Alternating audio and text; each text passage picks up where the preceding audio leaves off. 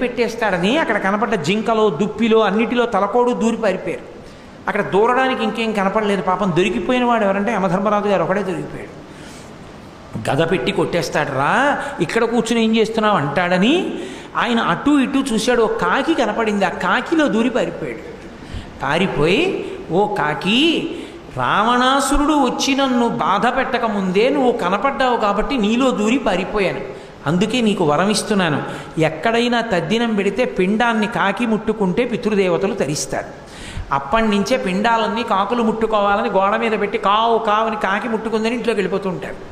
అది రామాయణం ఉత్తరకాండలో యమధర్మరాజు గారు కాకి ఇచ్చిన వరం. అంటే యముడంతటి వాడు రావణుడికి భయపడితే రావణుడు కార్తవీర్యార్జునుడి మీదకి యుద్ధానికి వెళ్ళాడు. ఎక్కడ మళ్ళీ వెనక్కి రండి, నదీ తీరంలో కింద ఆడుకుంటున్న కార్తవీర్యార్జునుడి దగ్గరికి వెళితే ఆయన చూసి, వీడెవడరా 10 తలల పురుగు యుద్ధానికి వచ్చింది నా మీదకని యుద్ధం